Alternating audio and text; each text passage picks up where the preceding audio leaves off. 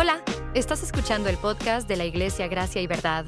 Esperamos que puedas ser ministrado a través de este mensaje. Si quieres conocernos más o necesitas ayuda espiritual, puedes visitar nuestra cuenta de Instagram, @redilgraciayverdad. Quiero invitarlos entonces que vayamos primero al libro de Génesis. Tal vez nunca te has imaginado la Navidad en Génesis, pero el libro de Génesis tiene mucho que hablarnos de la Navidad.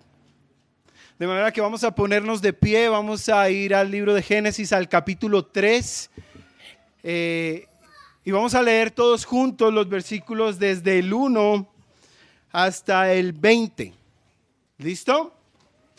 Génesis capítulo 3 del 1 al 20 dice la palabra de Dios: la serpiente era más astuta que cualquiera de los animales del campo que el Señor Dios había hecho.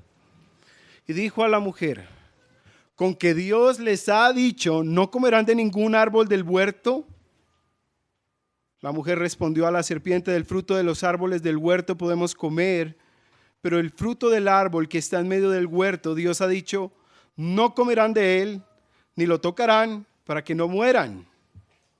Y la serpiente dijo a la mujer: ciertamente no morirán, pues Dios sabe que del día que de él coman, se les abrirán los ojos y ustedes serán como Dios, conociendo el bien y el mal. Cuando la mujer vio que el árbol era bueno para comer, que era agradable a los ojos y que el árbol era deseable para alcanzar sabiduría, tomó del fruto y comió. También dio a su marido que estaba con ella y él comió. Entonces fueron abiertos los ojos de ambos y conocieron que estaban desnudos y cosieron hojas de higuera y se hicieron delantales. Versículo 8. Y oyeron al Señor Dios que se paseaba en el huerto al fresco del día. Entonces el hombre y su mujer se escondieron de la presencia del Señor Dios entre los árboles del huerto. Pero el Señor Dios llamó al hombre y le dijo: ¿dónde estás? Y él respondió: te oí en el huerto. Tuve miedo porque estaba desnudo y me escondí. ¿Quién te ha hecho saber que estabas desnudo?, le preguntó Dios. ¿Has comido el árbol del cual yo te mandé que no comieras? El hombre respondió: la mujer que tú me diste por compañera me dio del árbol y yo comí. Entonces el Señor Dios dijo a la mujer: ¿qué es lo que has hecho? La serpiente me engañó y yo comí, respondió la mujer.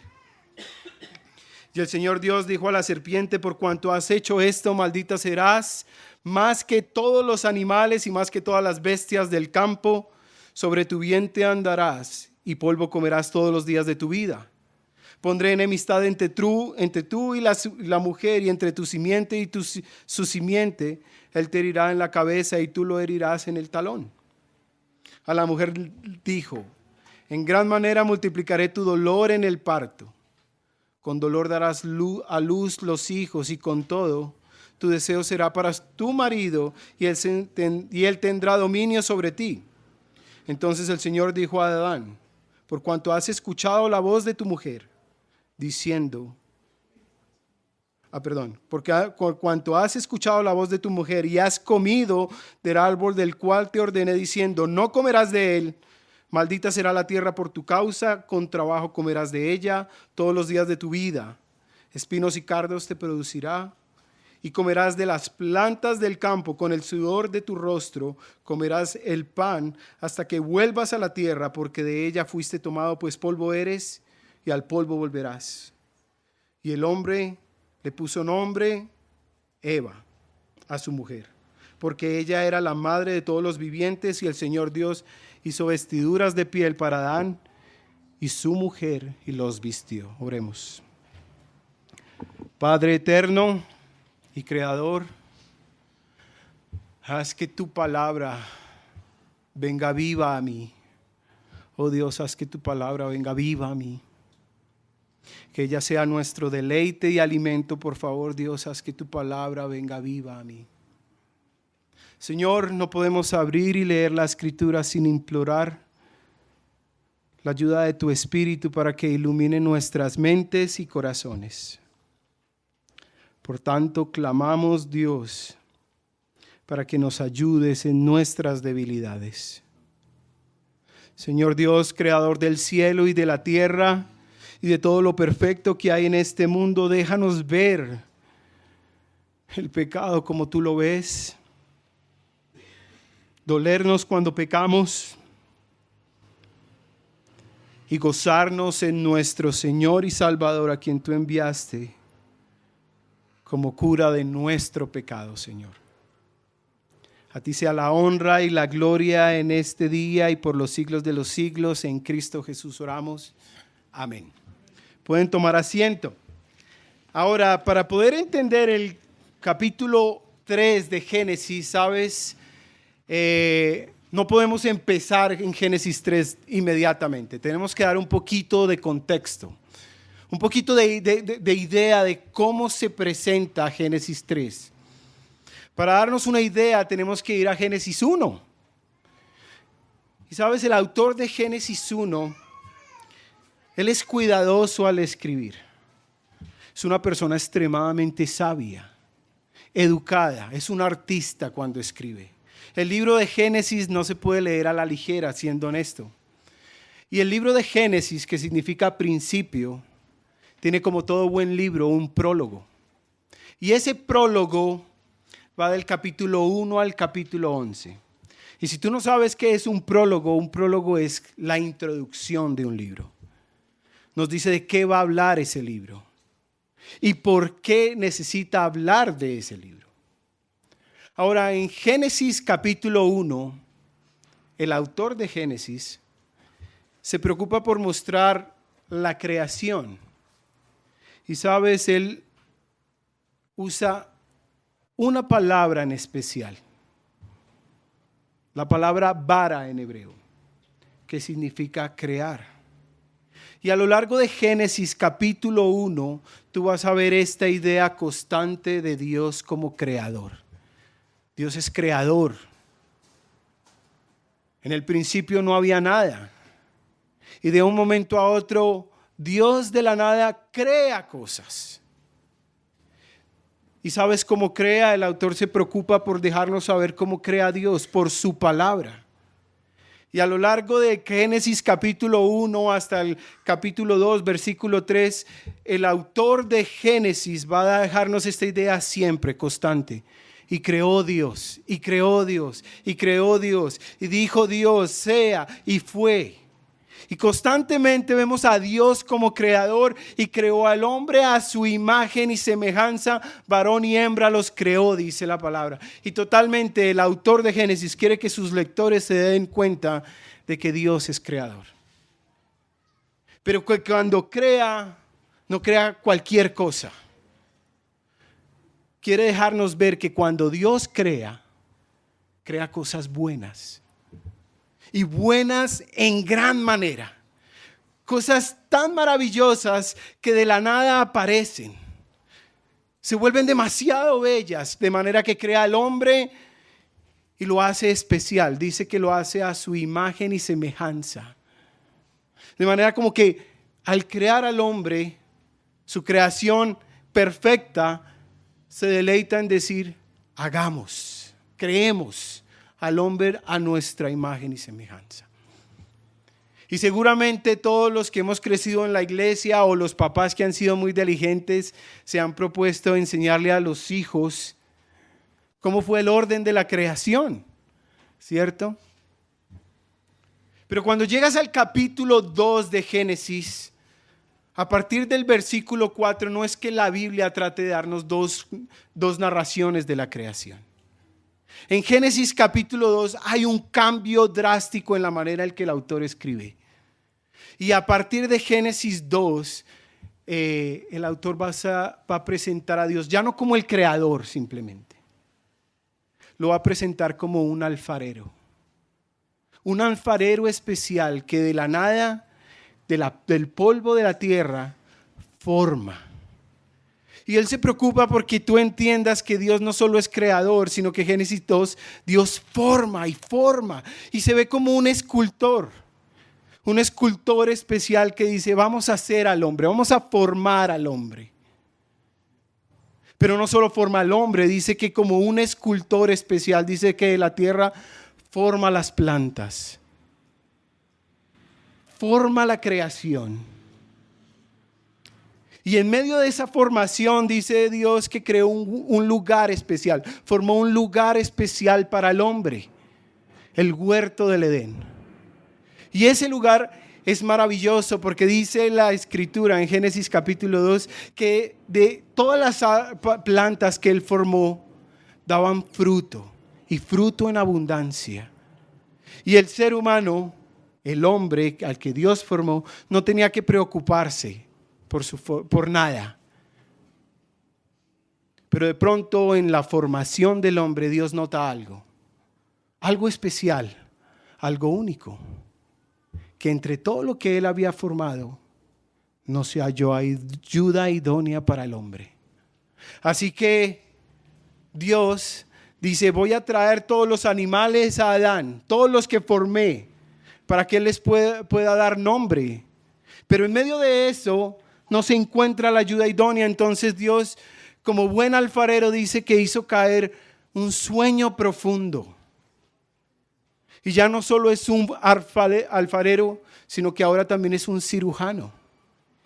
Y entonces, como buen cirujano, dice que abre la costilla, el cuerpo del hombre, y saca una costilla, y de la costilla ese cirujano vuelve y la cierra y vuelve a ser ese alfarero. Y de ese alfarero dice, formó a la mujer.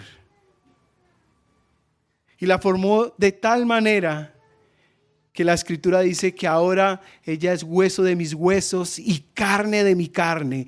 Y ella será llamada varona, porque del hombre fue formado, del varón fue formado. Y entonces, para empezar nuestro capítulo, el autor también se preocupa por dejarnos ver algo muy importante en el versículo 16 y 17. Y dice: el Señor Dios ordenó al hombre: de todo el árbol del huerto podrás comer, pero del árbol del conocimiento del bien y del mal no comerás, porque de día que él comas, ciertamente morirás. Es una prueba que está ahí. Dios, en medio de todo lo creado, de todo lo formado, le dice: mira, de solo ese árbol único y especial, del árbol del conocimiento del bien y del mal, no todavía, devuélvemela, no te adelantes, gracias. Del árbol del conocimiento del bien y del mal no comerás, porque el día de él comas ciertamente morirás. Ahora, este no es el único árbol que Génesis 2 narra. Hay otro árbol especial en el huerto del Edén, y es el árbol de la vida. Así que estos dos árboles están ubicados en ese lugar, en el huerto del Edén. Y para completar esta idea, en sus Biblias ustedes pueden ir al verso 25 del capítulo 2 y dice así: que al final de su narración, a la introducción de esta narración, dice: ambos estaban desnudos, el hombre y su mujer, pero no se avergonzaban. De manera que Génesis 2 está preocupado por mostrarnos, no solo hay un lugar perfecto, no solo Dios forma al hombre y a la mujer, sino que en su manera de verse, de contemplarse a sí mismos, no se avergonzaban. Y esa palabra avergonzaban es como una acción progresiva que va de adentro hacia afuera. Es decir, que desde adentro del hombre y de la mujer, ellos tenían una tendencia a observarse y, ¿sabes? No había vergüenza. Y era una manera constante. No se avergonzaban constantemente. Y después de eso, ahí sí se preocupa por decirnos qué ocurre en el capítulo 3. Pero antes quisiera darles la verdad central de este texto. Es la manera en que yo he podido resumir todo el pasaje del día de hoy, que quiero dejarlo en tu mente instaurada y que lo medites constantemente. Y dice así: la entrada del pecado es dolorosa, las consecuencias del pecado desastrosas y la cura del pecado majestuosa. Grábate esta idea. La entrada del pecado es dolorosa, las consecuencias del pecado desastrosas y la cura del pecado majestuosa. Ahora vamos a dividir esta frase en 3 puntos. Y vamos a empezar primero con la entrada del pecado, que es dolorosa. Mira lo que ocurre en los versículos 1 al 5. Dice, la serpiente era más astuta que cualquiera de los animales del campo que el Señor Dios había hecho. Y dijo a la mujer, ¿con que Dios les ha dicho, no comerán de ningún árbol del huerto? La mujer respondió a la serpiente, del fruto de los árboles del huerto podemos comer. Pero del fruto del árbol que está en medio del huerto, Dios ha dicho, no comerán de él, ni lo tocarán para que no mueran. Y la serpiente dijo a la mujer, ciertamente no morirán, pues Dios sabe que del día que de él coman, se les abrirán los ojos y ustedes serán como Dios, conociendo el bien y el mal. De manera que nuestra narración introduce a una persona más que hasta en Génesis capítulo 1 y 2 no aparecía. Y es alguien, un animal que se introduce en este texto como la serpiente. Entonces lo primero que nos preguntamos es, ¿quién es esta serpiente? ¿De dónde vino? ¿Cómo apareció? Pues el texto no se preocupa por decirnos, pero cuando tú lees la escritura completa, dice Apocalipsis 12:9, que Satanás es el diablo y la serpiente antigua. Juan narra unas palabras de Jesús y dice que Satanás es el padre de la mentira. Y hay otros pasajes donde se presenta a Satanás como un león rugiendo, león rugiente que anda buscando a quien devorar. Y sabes, en este pasaje la serpiente podemos deducir que es Satanás. Y rápidamente nos va a dejar ver su carácter. Y mira lo que hace cuidadosamente, la manera en que su carácter se ve. Primero es que le gusta tergiversar la verdad de Dios. Así que cuando tú lees el verso 1, mira cómo él sutilmente dice, con que Dios. De manera que él empieza como cuestionando las palabras de Dios. Y no solo cuestiona las palabras de Dios, sino que también cambia la verdad de Dios y la transforma en una mentira que está bien cubierta. Y le dice que no comerán de ningún árbol del huerto, cuando Dios no había dicho de ningún árbol, solo les había dicho de un árbol. Solo estaba pensando en un árbol Dios, pero Satanás, la serpiente, dice, ¿de todo árbol del huerto? Entonces la mujer, tal vez por eso Satanás fue a la mujer, porque ella se detiene a pensar y decir, espérate. Y quiere corregir a Satanás y le dice, espérate, quiere corregir a la serpiente. Y le dice la mujer a la serpiente, del fruto de los árboles del huerto podemos comer. Pero del fruto del árbol que está en medio del huerto, Dios ha dicho, no comerán de él, ni le tocarán para que no mueran. Pero aquí la mujer hace un cambio al mandato de Dios. Aquí la mujer le añade algo a lo que Dios le había dicho. Dios le ha dicho, no vas a comer de ningún árbol, del árbol del bien y del mal. Pero ella dice, ni lo tocaremos. No lo podemos ni tocar. Está prevenida ella. Y entonces nuevamente Satanás, la serpiente, ya no solo tergiversa la verdad de Dios, sino que empieza a asegurar y prometer cosas que no puede cumplir. Mírate cómo Él va a asegurar y prometerte cosas que no puede cumplir. Dice la frase en el versículo 4, ciertamente no morirán. Y hay algo más. Ustedes serán como Dios. Ahora, Dios les había dicho que iban a morir si comían del fruto. Y la serpiente está prometiendo algo que sabe que no puede cumplir porque realmente iban a morir. Ahora promete ser como Dios. Yo creo que esto es algo demasiado atractivo para Eva. Tanto que parece que algo cambia en Eva.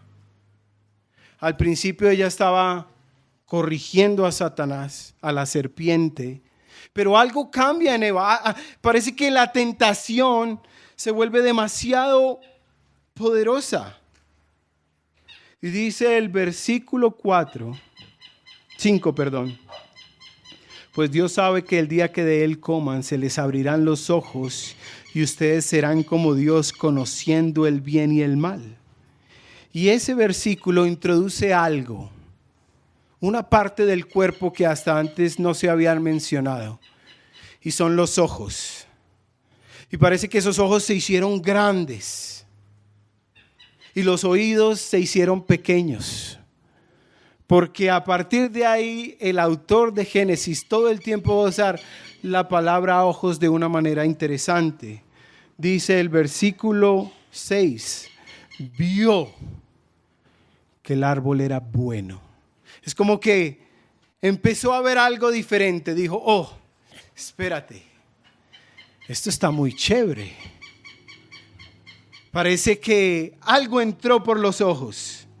Tan atractivo fue para sus ojos que dijo que eran agradables para sus ojos. Ya no solo lo vio, sino que se volvió algo agradable. Algo como que la va a deleitar a la mujer. Y después de que la deleita, dice la palabra de Dios, que era agradable a los ojos y que el árbol era deseable, codiciable para alcanzar sabiduría. De manera que la tentación de la serpiente toma efecto en la mujer y dice el versículo 7, entonces, al final del versículo 6, que tomó y comió del fruto y también dio a su marido que estaba con ella y él comió. Y entonces a partir de ahí algo cambia. Algo parece que cambia radicalmente en los ojos de Adán y Eva, porque dice que entonces fueron abiertos los ojos de ambos y conocieron que estaban desnudos y cosieron hojas de higuera y se hicieron delantales. De manera que sus ojos, su aspecto, su manera de mirarse uno al otro cambió. De algo que antes podían constantemente contemplarse, ver su desnudez, no avergonzarse. ¿Sabes qué pasó? Sus sus se pervirtieron. Sus ojos perdieron su luz. Y lo que antes se veía a sus ojos como algo de que no avergonzarse, dice la palabra de Dios, que se avergonzaron. Porque sus ojos fueron abiertos. Y la sabiduría que la serpiente le prometió al hombre y a la mujer en ese texto fue darse cuenta que estaban desnudos. Fue darse cuenta que ahora tenían que coger y coser hojas para cubrir su desnudez. Ahora quiero mostrarte esta imagen que se me habían adelantado, el árbol. Para ilustrarte esto de una mejor manera, para que me lo entiendas más claramente. Hace unos semanas atrás, antes de que mi esposa tuviera que bajar a los estados, fuimos a recoger a nuestras hijas. y algo causó atención en los ojos de mi esposa. Y fue ese árbol. Y a lo lejos ella dijo, uy, qué árbol tan hermoso. De manera que se fue y tomó fotos de ese árbol y luego llegó a mí y me lo mostró. Y entonces a primera vista ese árbol parece hermoso. Porque está verde y en un día soleado como que brilla y como porque parece que da sombra. Pero de pronto cuando tú empiezas a analizarlo, te das cuenta que está como creciendo torcido. Como que en vez de crecer recto, está creciendo torcido. ¿Y sabes por qué? Porque sus ramas están como atrapándolo. Se están enredando en él, lo están como hundiendo y no lo dejan crecer y crecer. Y sabes, así es el pecado. Porque el pecado echa raíces en el corazón. Y lo que estaba diseñado para ser recto y hermoso, sabes, empieza a verse desviado y torcido. Y no solo eso, sino que empieza a echar raíces en tu corazón de manera tan fuerte y tan arraigada que no te deja crecer bien, que no te deja ver bien. Y toda la imagen que Dios había creado se empieza a pervertir. De manera que el pecado que se arraiga en el corazón echa raíces tan profundas que destruye la belleza de lo que Dios ha creado. Y lo que aparentemente parece hermoso de lejos, cuando te acercas, muestras la realidad de lo que es. Y es una desilusión y una tristeza total. Hasta el punto que el que estaba antes desnudo sin avergonzarse, ahora se cubre.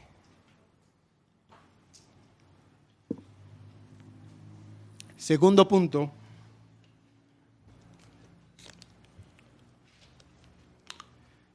Las consecuencias del pecado desastrosas.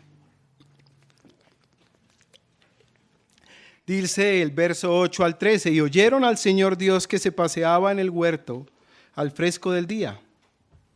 Entonces el hombre y su mujer se escondieron de la presencia del Señor Dios entre los árboles del huerto.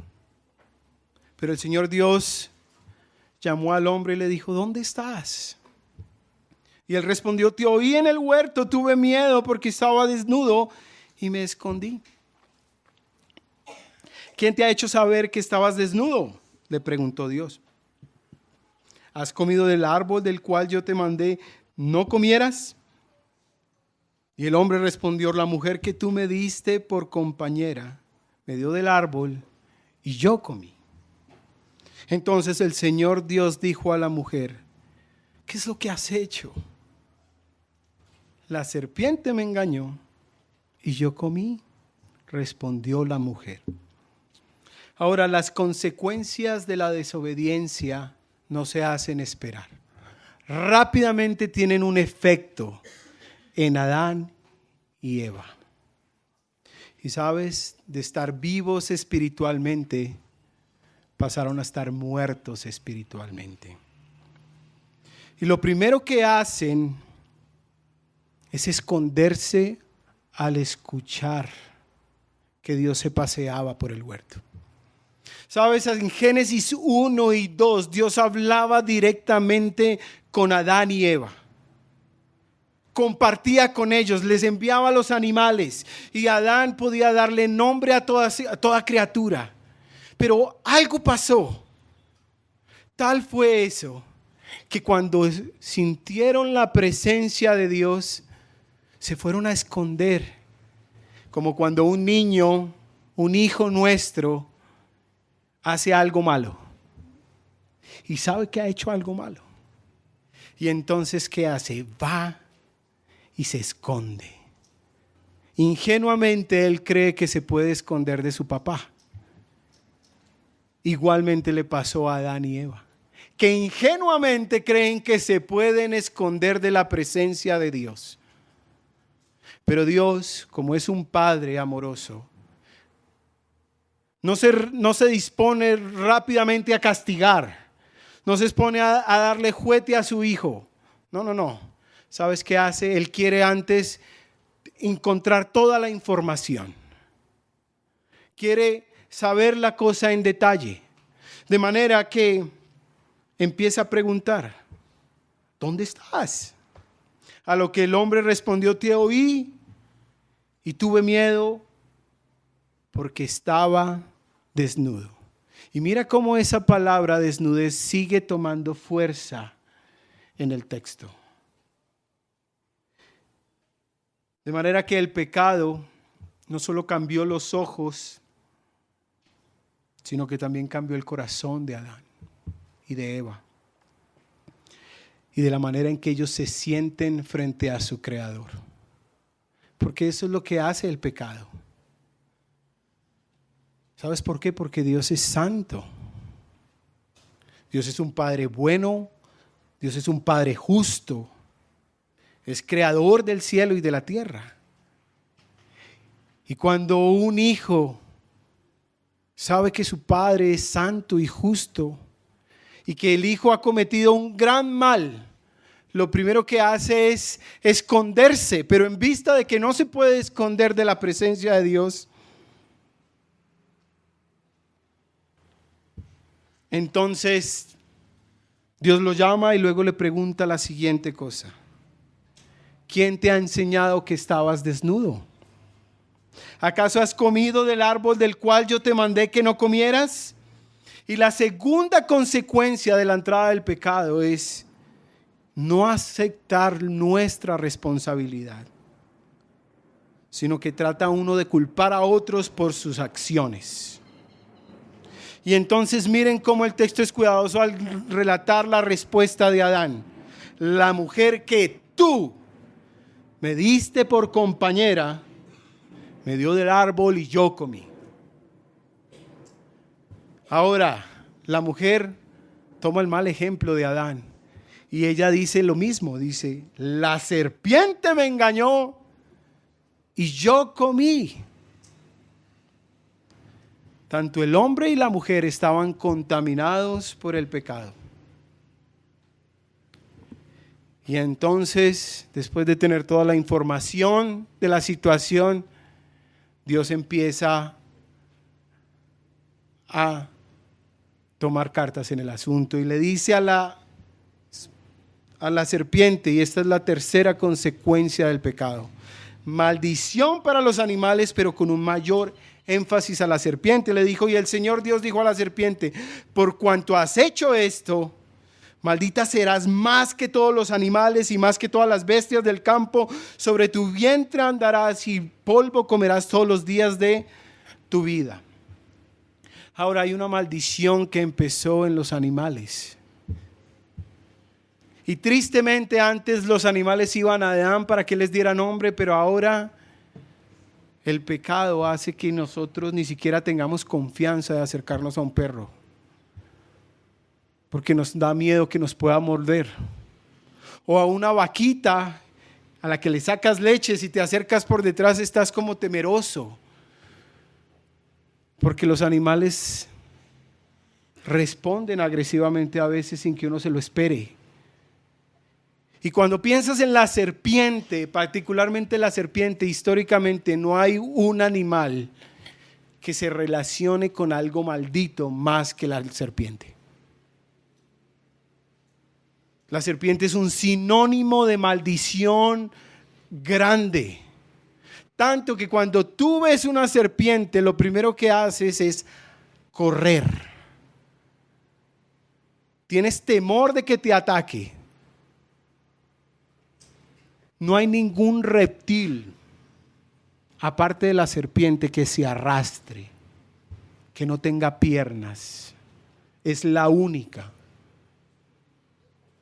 De manera que el castigo sigue y aparece la cuarta consecuencia. La mujer ahora va a sufrir y se le va a multiplicar el dolor cuando va a dar a luz.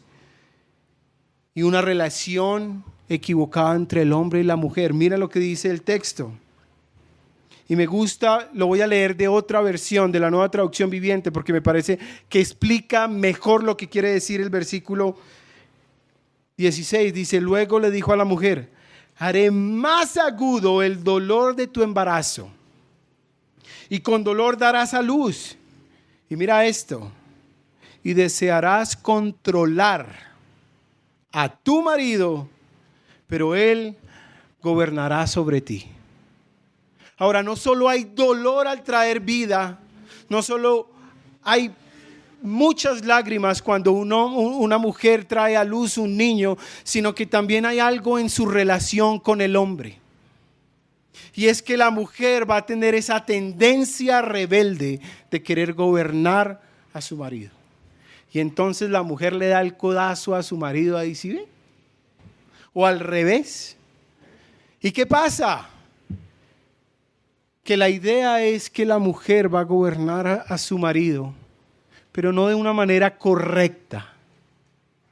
Va a querer gobernar a su marido negativamente. Y entonces el hombre, ¿cómo va a responder? Va a gobernar. Y ese gobernar va a tomar su fuerza fuerte y va a querer controlar a la fuerza a la mujer. Entonces tú puedes ver en matrimonios claramente cómo hay matrimonios que aplican equivocadamente esto.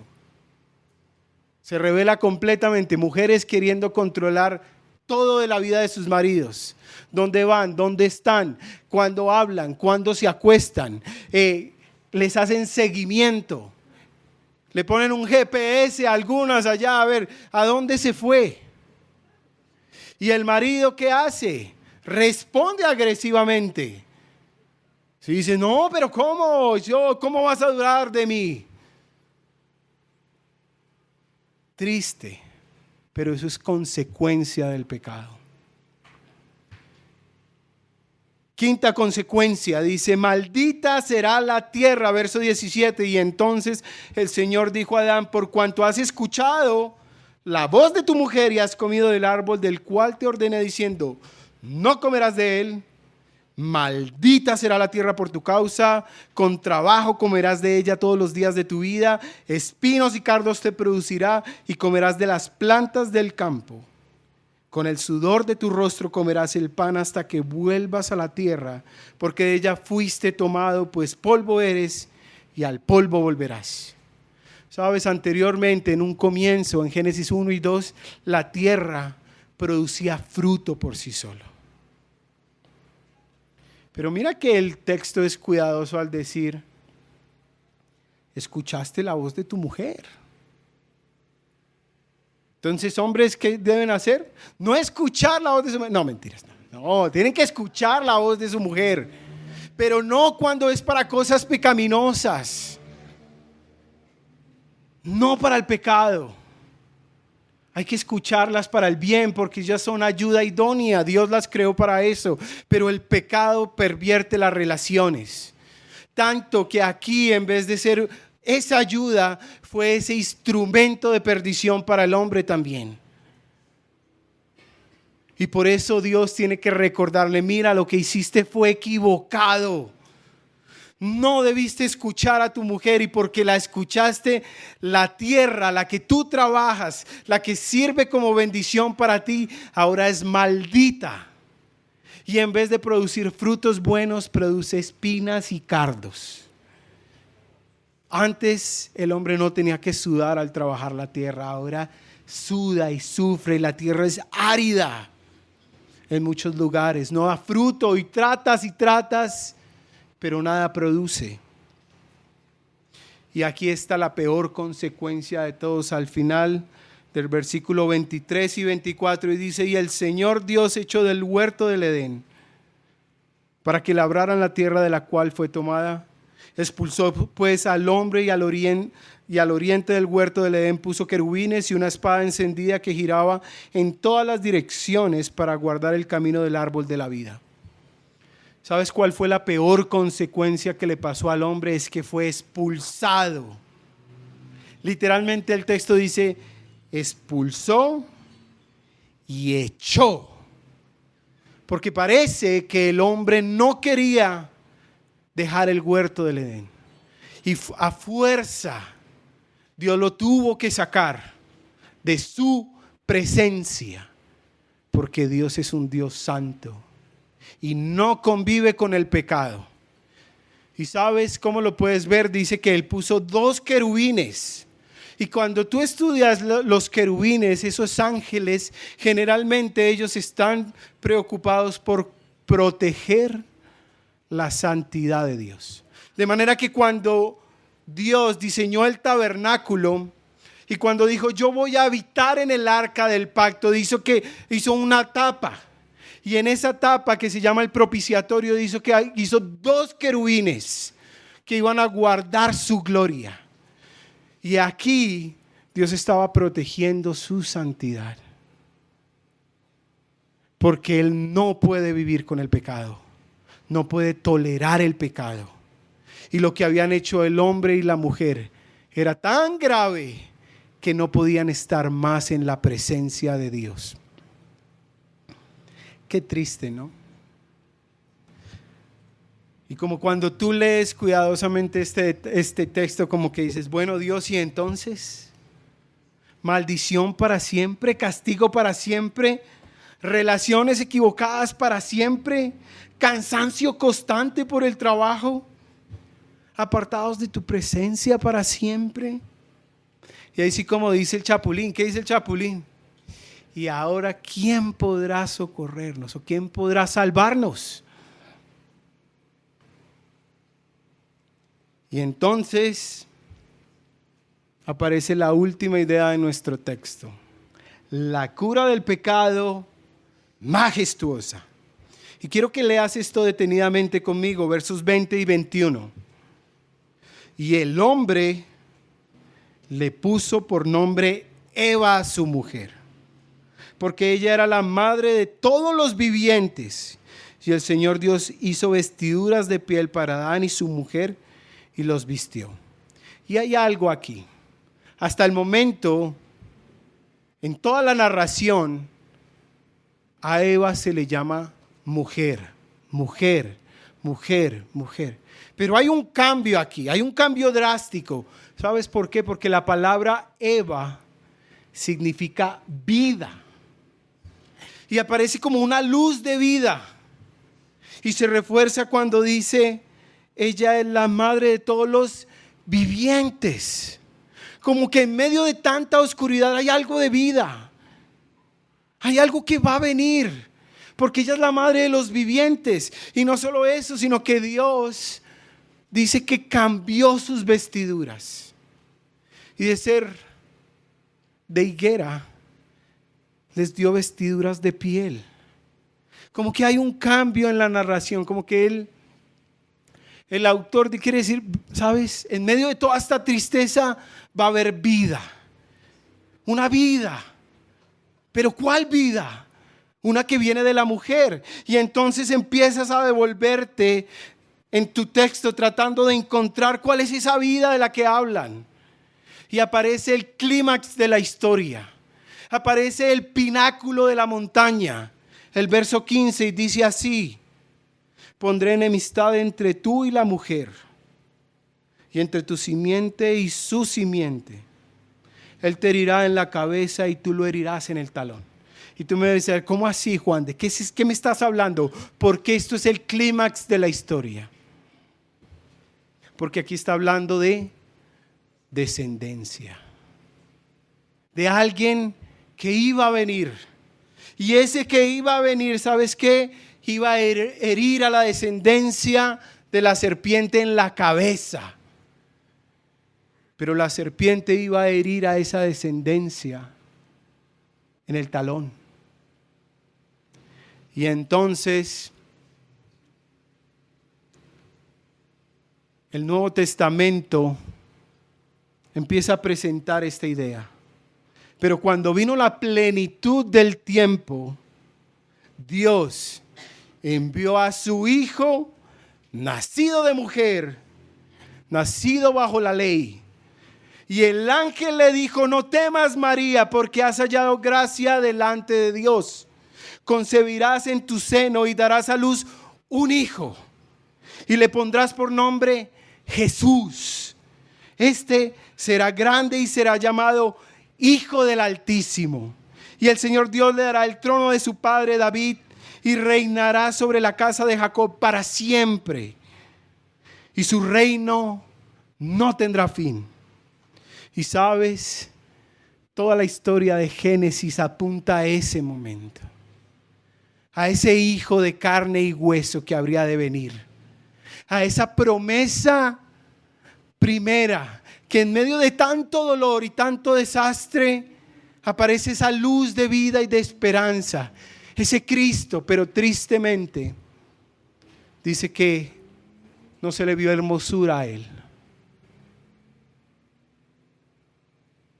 no se le vio como digno, sino que lo tuvimos por desechado, por inmundo, cuando Él cargó el pecado de todos nosotros. Y que cuando la maldición de Adán fue para todos, el sacrificio de Cristo fue para más y para más grande.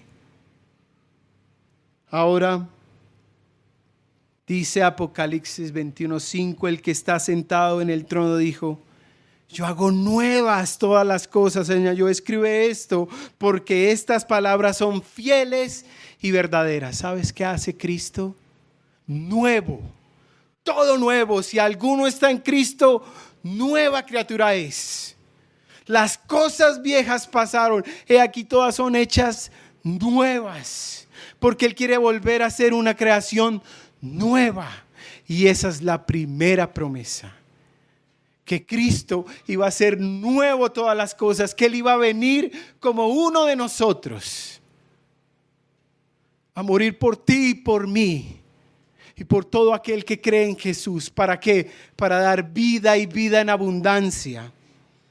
Y por eso hay palabras y oraciones del Nuevo Testamento que causan demasiado atractivo para mí, como cuando Jesucristo dice: yo soy el camino, la verdad y la vida. Y dice: nadie, pero nadie viene al Padre si no es por mí.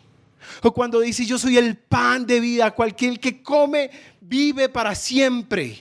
Yo soy la puerta, el que entra por mí gozará de la presencia de Dios. Yo soy el buen pastor, el que da la vida por sus ovejas. Demasiadas cosas buenas aparecen cuando tú lees la vida de Cristo. Ahora, vamos a aplicar este texto. ¿Cómo lo aplicamos? ¿Cómo lo hacemos real en la vida? Pues primero, todos tenemos luchas con el pecado. El pecado se nos presenta al igual que Eva y se vuelve atractivo a nuestros ojos. Y todos tenemos la tendencia a ir por el pecado. Entonces, la primera cosa que quiero invitarte a hacer es que vayas en tu celular y pienses en un pecado en el que estás luchando, con el que luchas. Puede ser malos pensamientos, puede ser malas palabras, puede ser pornografía tal vez, puede ser que quieres adulterar en tu mente y en tu corazón. Y ve y busca cómo Dios presenta ese pecado a lo largo de toda la Escritura. Y cuando te das cuenta de cómo lo ve Dios, ¿sabes qué vas a hacer? Vas a abrazar la cruz de Cristo. ¿Y por qué? Porque la palabra dice que no hay condenación para los que están en Cristo. De manera que no te sientas culpable, porque Dios ya sabía que tú ibas a caer en ese pecado.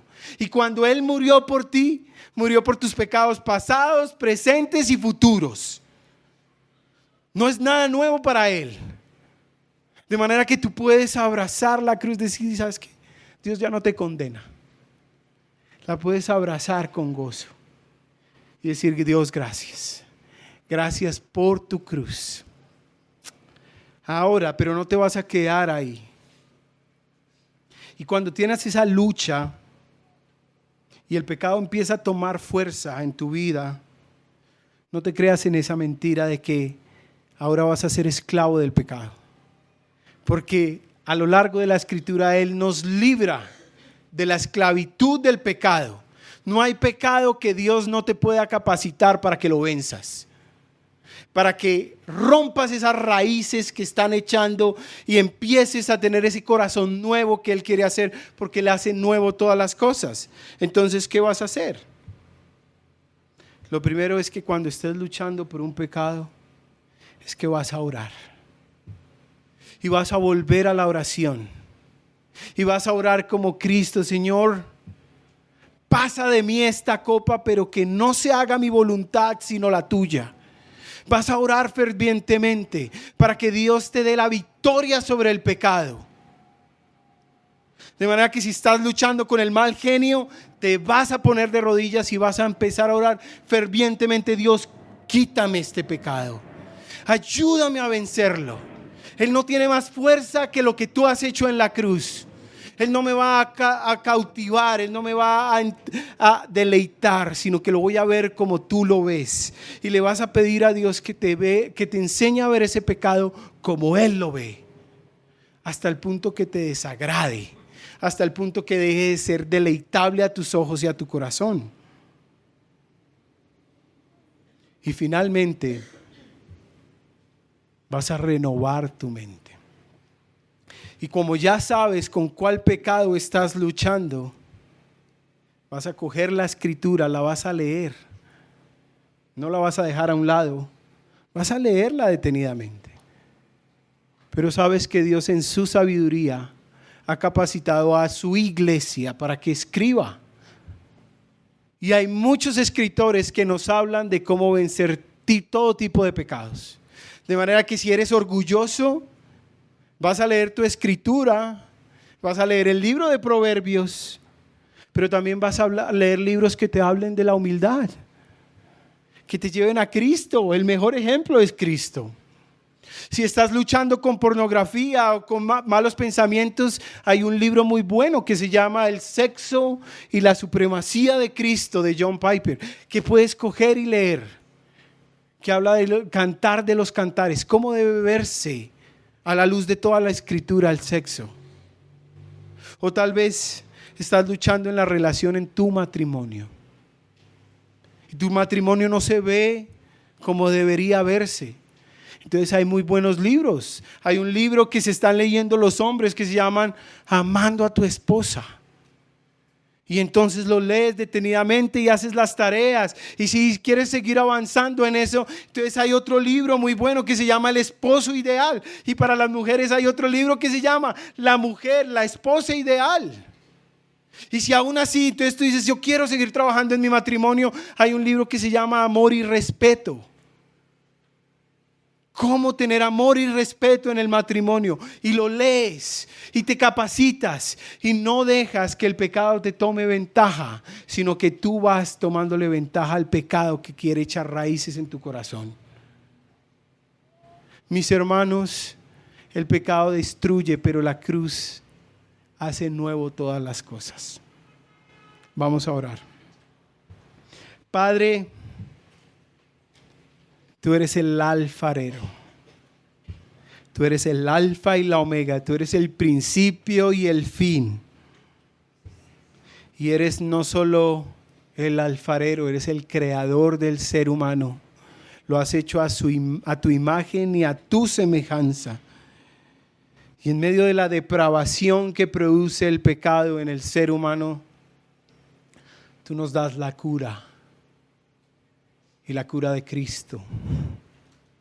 De manera, Dios, que clamamos para que Cristo sea vivo en nosotros, para que Él renueve nuestra mente y nuestro corazón, para que Él alumbre el corazón que se ha apartado, para que tú lo traigas cerca nuevamente. Dios, tu palabra es fiel y verdadera. Enséñanos a abrazar las promesas que en ellas hay, para que produzcan vida. Por tanto, Señor, permítenos disfrutar de esa relación nueva que tú has restaurado a través del sacrificio de Cristo. Es en tu santo nombre que oramos en medio de esta tarde ya. En Cristo Jesús. Amén.